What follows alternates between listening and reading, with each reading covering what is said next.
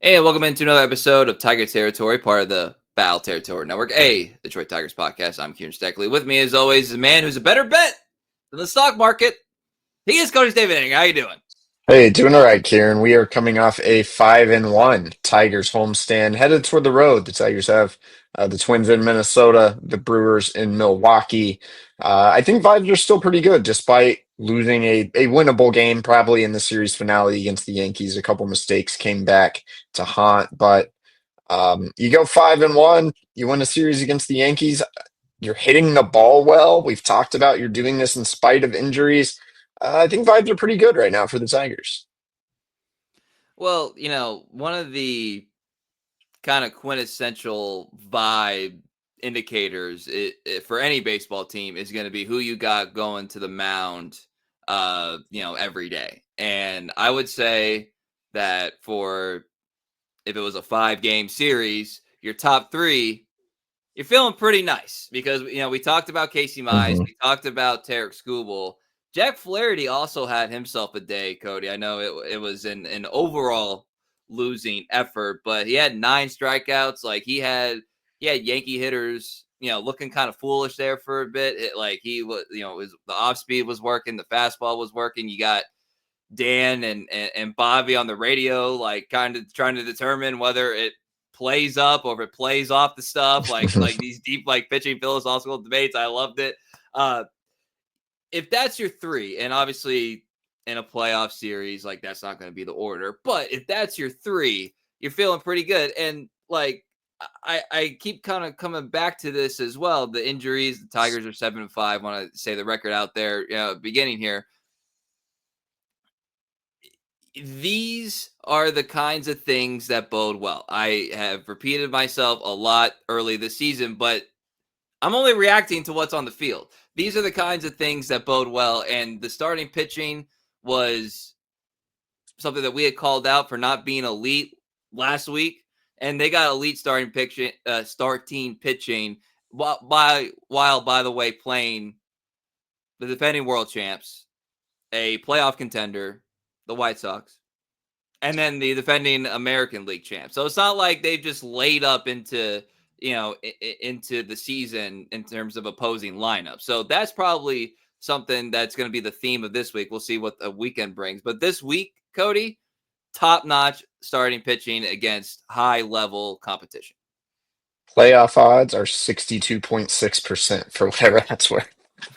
I mean, that's It's very easy to say. It's way too early to obviously seriously talk yeah. about playoff odds, but what that means, they run 2,000 simulations or something, and after an encouraging start, Tigers are making the playoffs, and 62.6% of these simulations helps that the Twins aren't playing that well. No one else in the division is off to a roaring start, and you do have a tough series against the Dodgers out of the way, a tough series against the Yankees out of the way, not necessarily a cakewalk of a series against the Mariners out of the way. I just keep coming back to like until your guys get healthy, the more wins you can stack, the better. 62.6%, better than 0.2. That's all I know. Yeah, but it doesn't make for as good at t-shirts. No, very boring shirt if it's just like flatline from here on out. It's no fun. Yeah, and look, like I'll be honest, like the Wednesday's game, which is the only game that has happened since we last talked, it would have like you ran into an talk about elite starting pitching. You ran into an elite starting pitcher Max Fried was good. in that game, and that's part of it, obviously. But kept coming back to the whole like play all 27 outs and all that stuff. And McKinstry comes up with a big hit there. Torque gets on base. Like it was at least a fun atmosphere to close out a series and a win that everything you wanted to accomplish in the series had already been accomplished. So that would have been like icing on the cake there. But Since we don't have a lot more, newsy to talk about, let's talk about Zach McKinstry because his OPS is over 1,000. Obviously, he is off to a hot start. I was a little surprised when he was in the lineup against Max Fried. Max Fried's a left-handed pitcher. He does have reverse splits, so lefties hit him a little bit better than righties. But I'm always curious, what managers weigh in those matchups. Even though he has reverse splits, he is still a lefty, and Zach McKinstry historically does not hit lefties very well. AJ Hinch, pointed to the Yankees probably only had one left-hander available in their bullpen. He thought it'd be a righty-heavy bullpen day. Talked about McKinstry's versatility, helps him make other in-game moves. But then he also said, I think Zach against anyone is a pretty good play right now. And you remember last August when McKinstry was like on fire, like had a slight chance to win Player of the Month. He wasn't very good in September. Went back to earth real quick. But over his last 55 games, Zach McKinstry's hitting 301, a 136 WRC plus. He has an 822 OPS. Zach McKinstry has been playing at an all-star level over his last 55 games in the major leagues, which I certainly would not have saw coming. Most people who tell you they saw that coming are lying.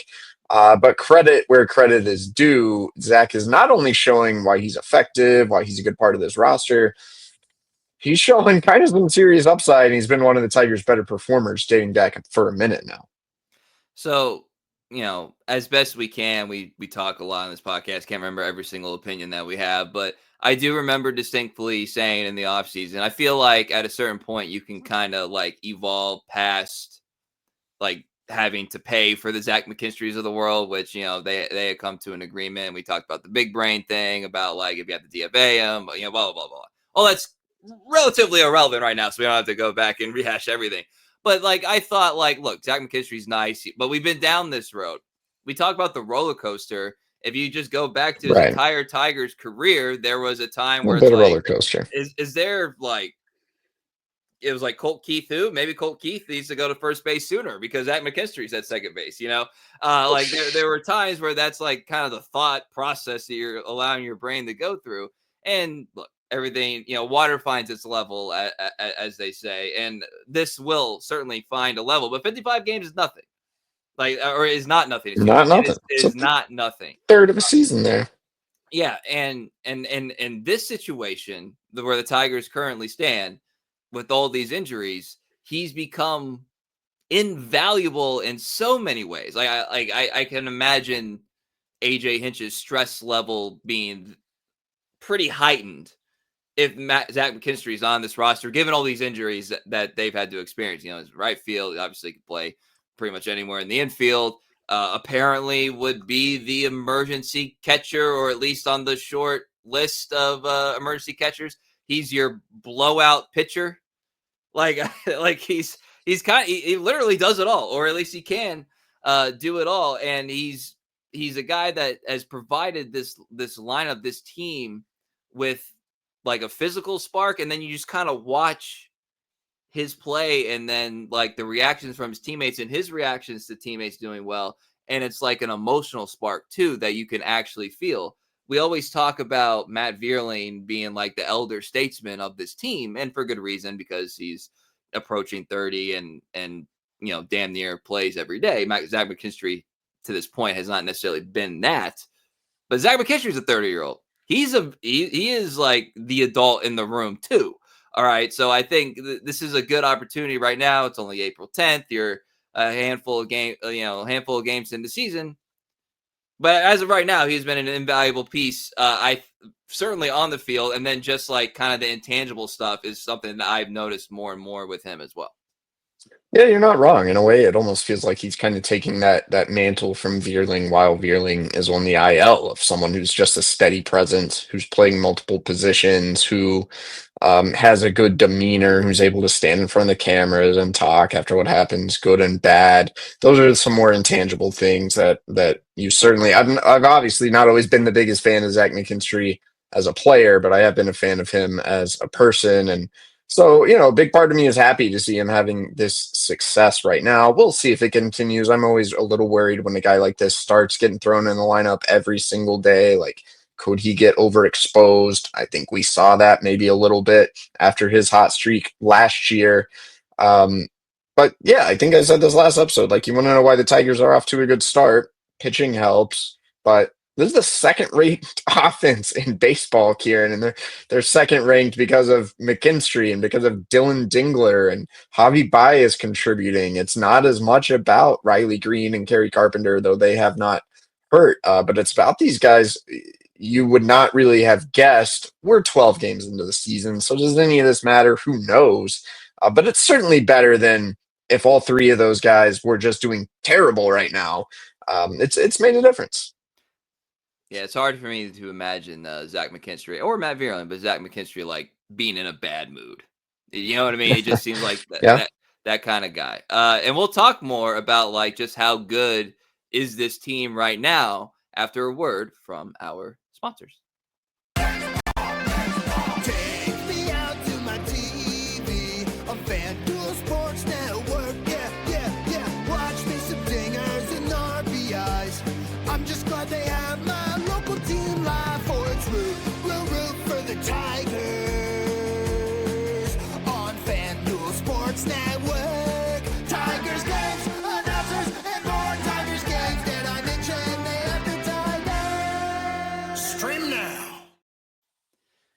So one of the things I always go back to, Cody, is pretty much every single year that we've done this podcast, the season has kind of started out with you, justifiably so, but you sort of saying some version of like where are the runs coming from? You know, where are the hits coming from? And you know, it's borne out that that's been a concern for this team as long as we've been doing this podcast. So I think this year we all had similar concerns because of the Vierling injury, the the Meadows injury, the what are you doing at third base aspect, like all the Ryan Kreidler's going to play now, yeah, like all these things, and here we are. It's 12 games.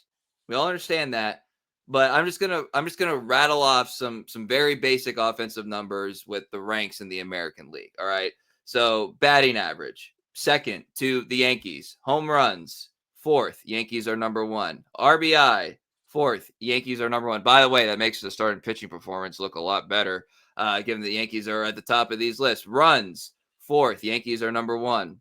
Slugging percentage, Tigers are third. The Angels are up here too, by the way. Don't be sleeping on those Angels. On base percentage, second to the Yankees.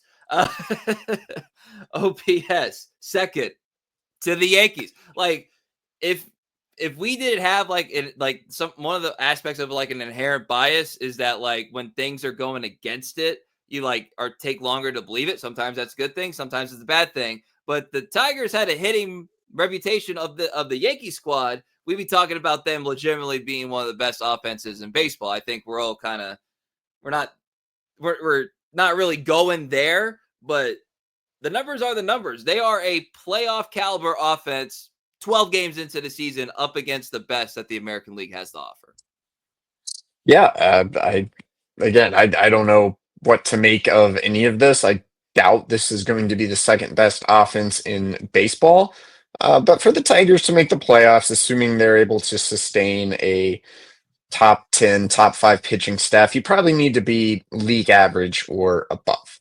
Um, the Tigers were slightly above league average or around middle of the pack, even after their hot streak began last August. So, again, you're talking about setting the tone for the remainder of the season. Even if there is a dry spell, even if the guys in the bottom of your order don't play as well into May, into June, you're kind of giving yourself a little cushion, I feel like. And yeah, I can't stop saying it. Like, you're going to get Meadows back in theory. You're going to get Vierling back somewhat soon. Gleyber Torres is on the team playing to Minnesota. He may be coming back in a matter of days. Unfortunately, Winsel Perez is on the 60-day. He's the other guy I was thinking of. And so he won't be back for a minute, but you are getting reinforcements. Obviously, you got to keep other guys healthy in the meantime. But I'm encouraged. You're doing this with a slow start, at least power-wise, from Colt Keith, with a slow start from a couple other guys, with some up and down from Riley Green. I don't know what to make of it. If I were to analyze it any deeper, I'd go back to what I said about like game planning. I think something's happened where the Tigers are just executing at the plate better. Some of that may be experience, some of that may be the coaching staff. But these guys come out and they play you pretty hard. They really have done that every single game so far this season. So more than any number, I think just kind of the vibe and the aesthetic of that, constantly challenging the opposing pitcher, has been impressive to me.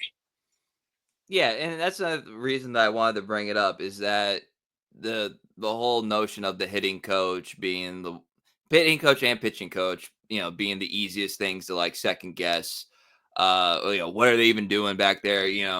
But you don't see the hitting coach come out onto the mound. So he's like, the staff is less visible Yeah. than the pitching staff. And so like those guys are obviously doing their thing. Like they deserve credit for what we're seeing. And I like that you brought up Riley Green because Riley Green, Kerry Carpenter have like done well. But like if I were to say that they were in a 5-game win streak, you would have probably thought for some like monster moments from them. Which again, I'm not saying that Kerry counts as monster moments. monster moments are like really good moments. You know what I mean? Like So 2 homers. I mean, what more do you want? I don't know. I didn't see the circulation like Aaron Judge. Like that. That's what I'm talking about. Like the general national attention to those guys. Well, they're the Tigers. They don't get the same national attention as the Yankees. I think they're capable of it. I believe in them. So like they've done well, but would you say that they've like carried this offense? No. They've done right. Riley Green's punching out way too much, and he's aware of it. There's not anything really to say other than he does continue to kind of revert back to that space where he's pulling off the ball and he's whiffing a lot. I mean, Riley knows it, talks about it.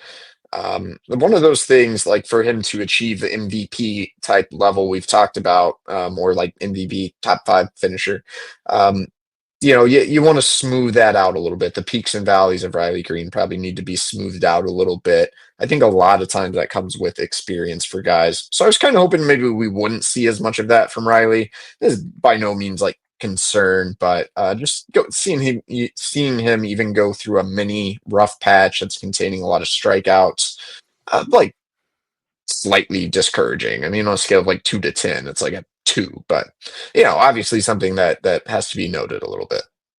Sure, and we'll have time to get to some of that stuff too, like as the season progresses. But one of the things that feels like really, really present, Cody, talking about struggles, talking about concern, is Colt Keith, and we've talked about this on previous episodes, but now it's gotten to the point where the discourse, I would say, among fans has gotten out of hand, and I mean that by like all like the extremes that we've seen. Like I don't know, dude. Like I'm a kind of on a limb here, and I'm gonna like say like no, I don't believe Colt should be worried about going to Toledo.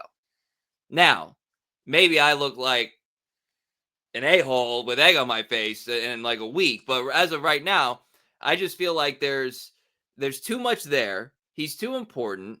And this is a guy who hit 260 last year, despite being hitting wise and probably fielding wise, like unplayable, but playing every day for the first 2 months of his rookie season. And now we're worried. Now we're treating him like Torque last year, discourse wise. Discourse wise, it's kind of like it mirrors some of the Torque stuff of previous seasons. And it's not like he's doing nothing at the plate, the on base stuff, the walks. We've talked about that. He does have some loud defensive miscues, and I understand. But I just can't get there mentally that this is like a thing that will actually happen. 1, and 2, like the Tigers are actually considering. Given everything else on this team, they're actually considering that. If you think Colt Keith's going to get demoted before Brewer Hicklin,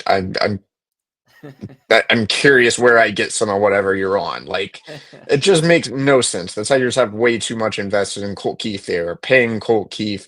He is a young player they want to develop. And as we saw last year, they want him to develop and go through these struggles at the major league level.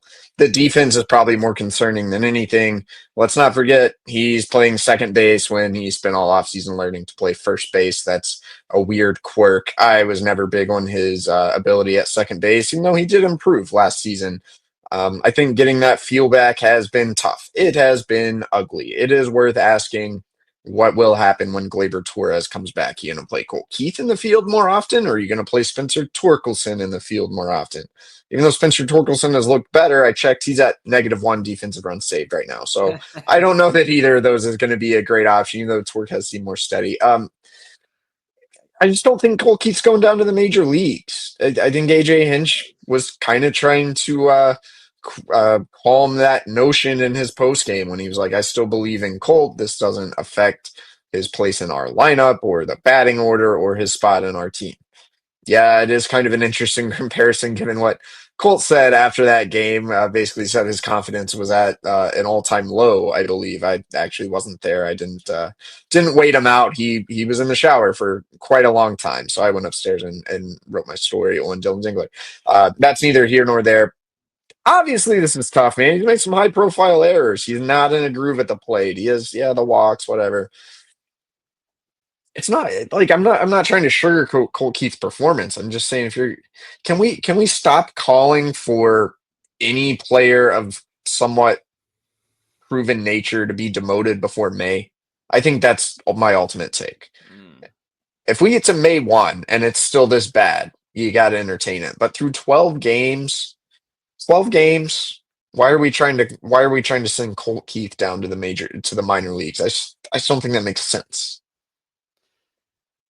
A reminder, he is making $3.8 million this year. And he is, if you're worried about the contracts, I'll just kind of lay it out for anybody that's concerned about that. He is only contractually like guaranteed up through the 2029 season, and he tops out at 5.3 million. Then it's a bunch of club options, and that's when the money skyrockets, but that it's all club options after that. So like everybody, we don't even have to go there. I just kind of wanted to go there. Here's the thing. Unless there is some sort of swing defect that like he has to work on in lower pressure, lower stakes settings, I don't see the merit of putting him in Toledo. Because how many times are we going to have to do this for a guy to go down, mash AAA pitching, and then every single to his credit, like Jace Young is doing this right now. And we saw what he looked like against more major league pitching in spring training and last season. You know what I mean? So like how many times we have to go through this? They didn't do this last year with Colt Keith. Right. And this year, like he has the way you put it was perfect. Like somewhat of a track record. Like there is a track record that exists for Colt Keith. Yes, the body language doesn't look great, but he's a stoic guy anyway. My body language wouldn't look great if I was going through what he went through. That's not even a criticism. But to me, these are things that have to be figured out at the major league level because I don't know if there's even something that can be accomplished in AAA for a guy Colt Keith's caliber. Like that. I agree Like, with you. I agree that's with what I'm you in going to keep almost coming all back to. cases. Like we continue to learn AAA is just not a very good like measuring stick. Even like, did that help Torque last season? Like maybe, kind of. He was a little better when he got back, but what helped Torque was an off season of complete revamps, and Colt Keith's a more adjustable hitter than Spencer Torkelson anyway. And let me interrupt you for a second there, Cody, because the Torque thing and then the Meadows thing, I think people would bring up from last season, but those were extended stays. Those were not That too. those were not just like, hey man, get your mind right for like a week or two. Those were like months. All right. So like if we're trying to judge what the Tigers like what their precedent is for something like this, it's not like go have yourself a nice little Ohio weekend. It's like we're sending you down there to work like over some version of the expression the long haul. You see what I'm saying? So like that's why that's another thing that I keep coming back to. They don't have a history of just sending guys down to do like a quick mental reset.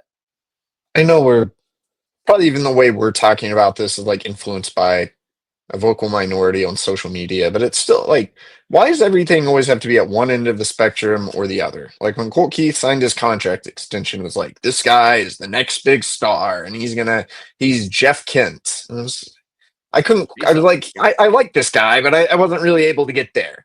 And now Colt Keith is playing poorly through 12 games. It's like he has to go to the minor leagues. And I can't even get remotely close to there. Like, what if Colt Keith is a talented yet flawed player, and maybe the value of the contract is going to end up being, I don't know, about right? Yeah. Like, it just, as a society, we seem unable to find like middle ground almost ever on anything. And in a way, I think this is an example. Let's check back on May 1, and if Colt Keith is doing terrible, then maybe we need to start talking about different types of solutions. It's also a guy with a lot of upside that, again, they want to be able to develop guys in the major leagues. And so it just wouldn't make a whole lot of sense to me. And of course, yeah, we'll check in May 1. We're going to talk about another key position here in a second that is affected by injury after a quick word from our sponsors. FT fam, you got to check out what Harry's brings to the table. And I hope that if you're listening to this, you check out the video version of this conversation at some point, because that razor, Eric Kratz, looks like it stands out for multiple reasons. I mean, I'll take the cover off. All these blades, each one of them ridiculously sharp, makes for a nice smoothness here and up there. German engineered blades made in their own factory. They stay sharp longer. Okay. You've got customizable delivery options. Harry stands out for the sharpness, for the pricing, for the variety. And you can get a 5-blade razor, a weighted handle, foaming shave gel, and a travel cover for just $3 at harrys.com/Val. Get the edge on your shave with Harry's. Normally their trial set's $13 right now. You can get it for just $3 at harrys.com/Val. That's our exclusive FT link. harrys.com/Val for a $3 trial set. All right, coming back here, Cody. We talked about the Jake Rogers injury when we didn't get like any sort of context. Since then, AJ Hinch has said, it's the 10-day IL, technically speaking, but it is not going to be a 10-day injury, which is something we probably already knew. But now we have some sort of, record keeping on it. Month plus for Jake Rogers. Hopefully he he gets himself healthy, because he's obviously very important to this team. But in the short term, it means that you're down one talented pitch caller, upside. I would say upside for the position, batting, and then just kind of the leaders of your team, leader of your team on the field and all that stuff. So it's gonna be this. He's gonna be missed. This is gonna be a pretty good test for what we talk about, the makeup of this team, I think. Yeah, I mean, I think it comes down to being a big test for Dylan Dingler, who's been off to an encouraging start. I know he dropped the basically back-to-back pop-ups there in the 9th on Wednesday. That wasn't that was a bad look, right? But whatever, we'll move on from it. Because in a way, I'm hesitant to say I don't know that I'm that concerned about this, because Dingler seems like a pretty capable replacement. Probably, maybe a little better at the plate than Jake. Certainly still has the power. I think there's a world where he's a little more of a steady hitter. I don't know if he's going to be quite as good defensively, but he can control the running game. He's athletic behind the plate. Everything we hear about him, he's incredibly well prepared. I wrote a story about him that talks about how he prepares for games and how he writes down everything in a notebook. Dan Dickerson mentioned he watches games back and writes down his observations. Seems like he's a good game caller. That's probably Jake's biggest strength, I think, is that intangible. And Jake was a Gold Glove finalist, but I don't know that the drop-off is going to be huge to Dylan Dingler. And then we're going to see some Tomas Nido as well. Tomas Nido has played in the big leagues. His bat is probably about what you expect from a catcher. His glove is capable. The two of them versus Jake Dingler, I'm just not sure it's a big drop-off. We're going to learn. I do think we are going to learn a lot about Dylan Dingler here in this next month, and it could be pretty enlightening. But if he continues to play anything close to the way he's been playing, the Tigers might be just fine. Yeah, that would be the hope. The one thing I'll be curious about is, Dingler being head of the room, basically. And I know Nito's been around, but this is still sort of it's like team rookiest catching room. I don't know if that makes sense, but it's obviously Nito just no, it doesn't. That makes sense. Dingler call up last season, right? And then Dingler's caught a lot of these guys in the minors, though, so it's not like he's new to many of them. Sure, but Nito new to the team, Nito so you is new have to the team. less experience in that catching room right now than you've had in a couple of years, because like last year Carson Kelly had come on the year prior, right? So then there was a whole off season of preparing that went on there. So like all those like little things I try to look for that I'm like I'm not sure like what they mean, how big a deal to make them. That's the stuff that I'm gonna be like keen in on. And like if you're concerned about, you don't really know much about Tomas Nido, it's like you have to imagine that Scott Harris and AJ Hinch didn't take the short road to figuring out what catcher they wanted to bring into the organization for a situation like this. And the Carson Kelly thing is a good example of being able to identify somebody that they can bring in and be a useful part of their system. So I hope you're right that it's not going to be like that huge of a drop off, but it is, from like an observational standpoint, kind of a pretty big unknown. And it's a lot for Dingler to be kind of thrown into this, this early into his like major league career. So we'll see. I mean, I've liked him as a prospect since they drafted him. He obviously took a while because, newsflash, catching's hard. But does his bat dip a little bit? Like, does he change at all? Like, the demeanor and all that stuff. We'll see. Yeah. These are Well, things that I'm curious about. Let's wrap it up. Full FanDuel player spotlight. Even though this whole episode has kind of been a combination of different player spotlights, are we going with Javi Baez for this one? Is that what we're doing?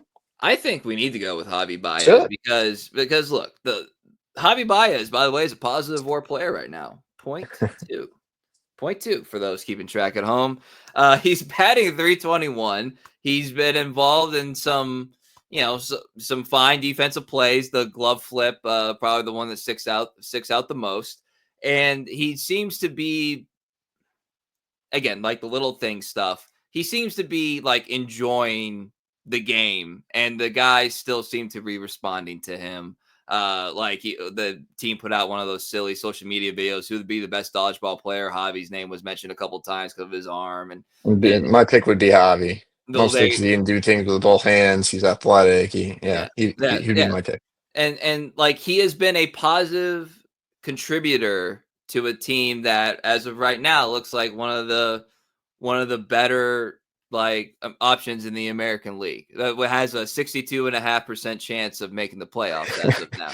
So and he's taken the role change, position change ish, playing some third base, enthusiastic about getting like center field. Yeah, Like, that's been the biggest difference. Like Javi Baez entered this season obviously at a bad point in his career, and I think he could have gone one of two ways. Most guys in such a situation do. He could have gone, screw this, I'm going to sit in the corner, I'm going to pout, I'm going to not be very receptive to playing other positions. I'm going to let the frustrations of the past few years build up and continue to be bad, if not worse. Or it was like, well, you kind of accept that you're not a superstar anymore.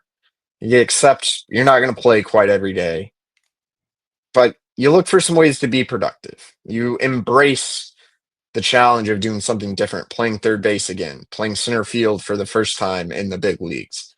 It feels to me like a weight is off Javi's shoulders. Maybe that's some weird metaphor for the fact he literally like had his back and his hips fixed, but he's been looser. He's been like Javi has never gotten enough credit for being like friendly, for being accessible to the media, for not making excuses, but he seems in a headspace right now that's just really good, and I think it stems from some level of acceptance about where he's at in his career.